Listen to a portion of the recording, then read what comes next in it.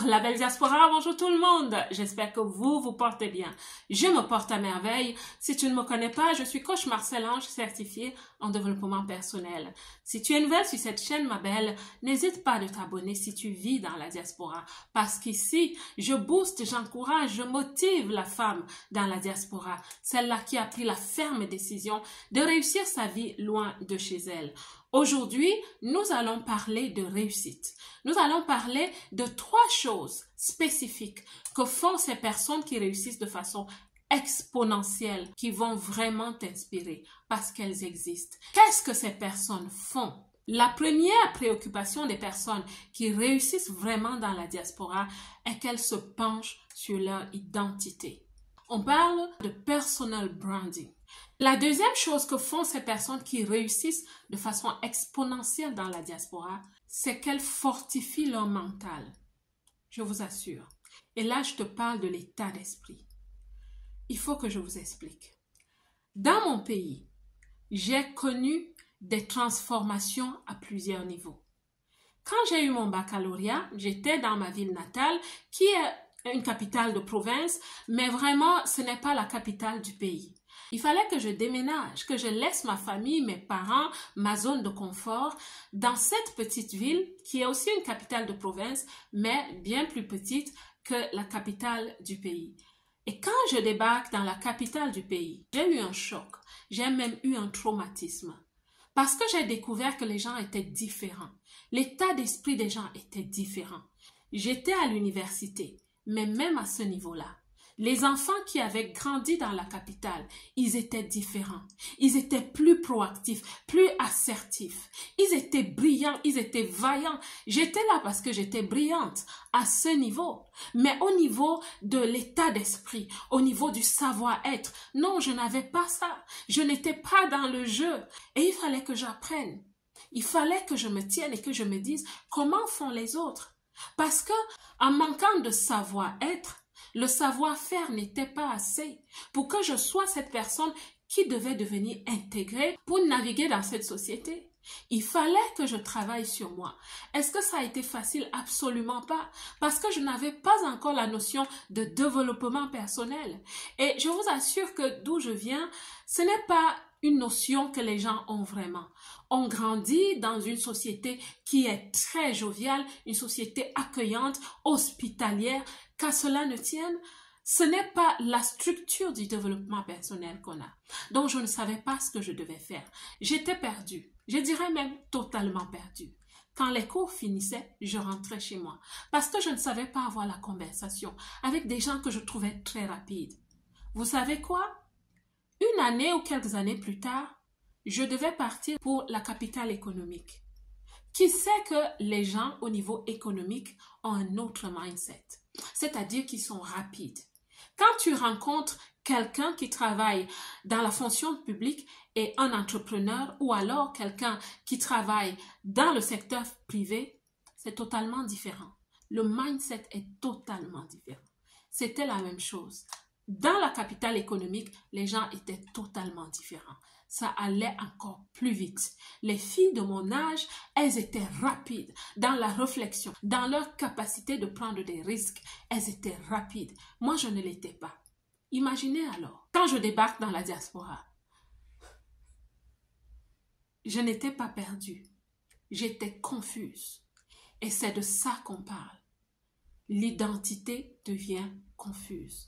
Pour plusieurs d'entre nous, quand on arrive dans la diaspora, l'identité devient confuse. Et quand on parle d'identité confuse, on parle de l'état d'esprit, totalement dans la confusion. Et énormément de personnes dans la diaspora vont vous le dire. Et c'est pour ça qu'il faut commencer à travailler sur son mental.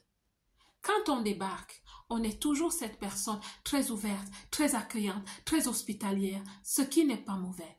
On est vraiment à fond dans l'amabilité, ce qui n'est pas non plus mauvais. Mais quand tu es dans un cadre où les gens sont très rationnels, parce que pour dire la vérité, en Occident, les gens sont généralement plus rationnels, ce qui est très bien.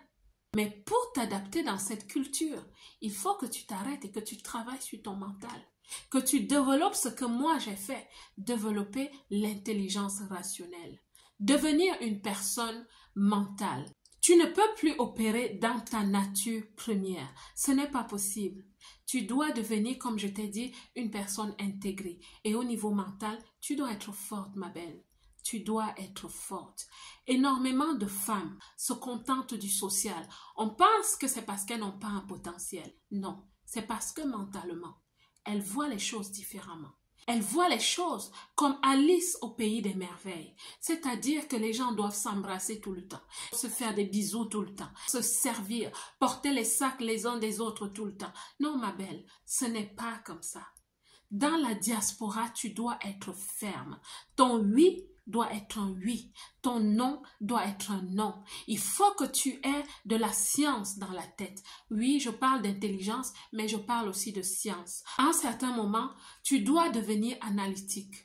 Avoir une perception analytique des choses, une réflexion critique des choses, basée sur les faits, basée sur la structure, la discipline, l'organisation, la gestion du temps, la gestion des priorités. Et cela manque à énormément de personnes dans la diaspora. Et je viens te dire que ces personnes qui réussissent vraiment dans la diaspora ont travaillé sur leur mental. C'est des personnes qui te regardent dans les yeux, qui ont compris que oui, ta culture te dit que quand tu es devant une autorité, devant une personne adulte, tu dois un peu fuir des yeux, baisser les yeux parfois. Mais elles ont compris que non, il faut soutenir le regard. Parce que c'est ça qui montre que tu es là, que tu es présente dans la conversation et que tu n'es pas en train de cacher quelque chose. Tu dois être mentalement forte, ma belle. Je vois parfois des personnes, quand on arrive peut-être dans une salle d'attente, elle était là, cette personne était là depuis 30 minutes et je suis arrivée après elle. Voilà une autre personne qui arrive peut-être 5 minutes après moi. Mais quand cette personne débarque et que la personne qui nous reçoit arrive, moi je me dis, celui qui était avant moi va avancer. Mais je vois ce frère qui va dire à la personne, feel free, feel free. Feel free comment? Tu étais là avant moi. Moi, je m'attends à ce que tu avances et que je prenne la place. On n'a peut-être pas un numéro, mais c'est dans l'ordre, c'est dans les codes de la société. Mais feel free comment? Moi, c'est là où je m'arrête et je dis non, je suis désolée, je suis arrivée avant monsieur, je n'ai pas beaucoup de temps à perdre. Moi, je m'avance. Je ne vais pas rester là à raisonner le frère ou la sœur, à lui dire que, attends mon beau, tu as toute ta vie à passer à cette salle d'attente où tu es venu pour quelque chose. Je m'avance, je prends mon service, je paye s'il faut payer et je suis partie de là. Vous voyez ce genre de choses. Il faut être mentalement fort. Et mentalement fort ne signifie pas être agressif. Pas du tout. C'est simplement avoir un alignement avec la société qui t'accueille. Donc, les personnes qui réussissent vraiment dans la diaspora sont ces personnes qui se sont forgées un mental fort, un mental rationnel, un mental analytique. Mais je dirais même mieux, un mental équilibré. Parce que c'est des personnes qui restent très empathiques, portés sur la générosité, qu'à cela ne tienne, elles ont compris que sur le jeu du marché, tu dois être un maillon fort. Parce qu'il y a des personnes qui viennent pour prendre leur part sur le marché. Mais si tu ne fais pas attention parfois, en prenant leur part, ces personnes prendront ta main avec leur part. Donc tu dois être une personne qui devient forte, ma belle. Tu n'as pas de choix. Et parlant de la fortification mentale, je vais aussi te parler de la santé mentale. Ma belle, choisis tes combats dans la diaspora. Choisis tes combats.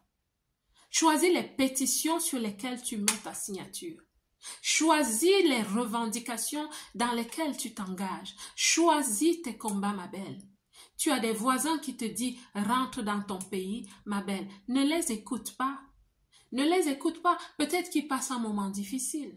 Ne les écoute pas simplement. Si tu es une personne de prière, prie pour ces gens, prie pour ces personnes. Et ce n'est pas tous les étrangers qui sont comme ça, absolument pas. Moi, j'ai été adoptée par des familles étrangères avec qui je m'entends super bien.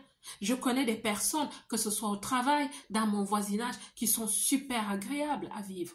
Donc, ces personnes qui réussissent dans la diaspora, c'est des personnes qui se solidifient de façon mentale, qui choisissent leur combat.